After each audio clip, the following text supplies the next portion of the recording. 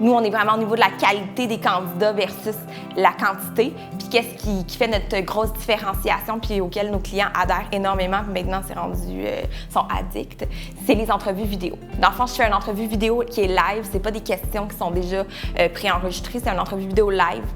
J'envoie le lien de mon entrevue vidéo avec le profil, son CV, le profil LinkedIn, puis dans le fond, le gestionnaire peut visionner directement l'entrevue, donc il voit qui est le candidat, sa personnalité, son expérience. Par la suite, s'il est intéressé, bien, on book une entrevue, fait qu'on sauve énormément de temps et de l'argent. Puis, l'autre chose qui est super intéressante, c'est si la personne travaille avec une équipe ou a des gestionnaires, moi, je peux donner un code pour passer, acheminer l'entrevue vidéo. Fait qu'il n'y a plus de tag téléphone ou des fois, les ressources humaines doivent justifier un profil parce que les gestionnaires, nécessairement, ils lisent pas entre les lignes. Bien, à ce moment-là, on sauve du temps et de l'argent avec nos entrevues vidéo.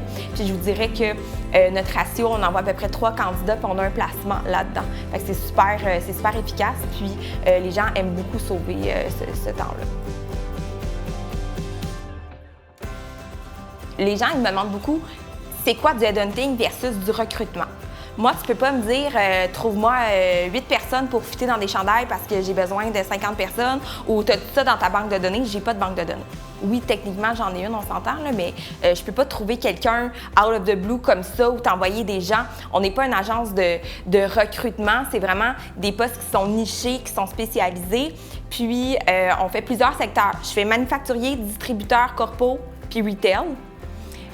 On a beaucoup de retail en ce moment, beaucoup de manufacturiers parce que des fois, tu travailles dans une région, exemple, on est dans le centre du Québec, c'est des petites régions, tu travailles avec un le dit à l'autre le dit à l'autre, mais vraiment, on fait tout le Québec.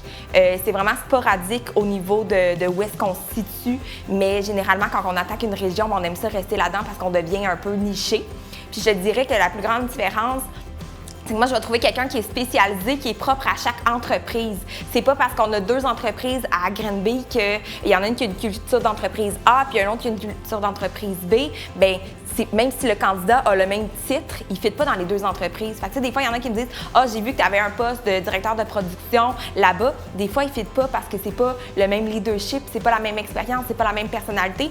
Puis nous, on regarde vraiment au-delà du CV. On regarde vraiment qui est la personne, quelles sont ses attentes pour le futur, puis c'est quoi sa personnalité. Je donne tout le temps, par exemple, le meilleur exemple à mes clients, si ton candidat veut être Barack Obama demain matin, puis toi, c'est pas ça ton but à long terme, ça fonctionnera pas. Fait que même s'il est qualifié à court, moyen terme, je vais pas te le présenter parce que ça va être un retour, puis dans 6 mois, tu vas pas être satisfait. Fait qu'on s'assure vraiment d'avoir un placement de qualité à long terme, puis vraiment, notre processus, il va être un petit peu plus long pour s'assurer que ça soit vraiment une bonne personne à long terme, puis ça fait au niveau de la culture d'entreprise, mais aussi de la valeur d'émission, puis de l'objectif.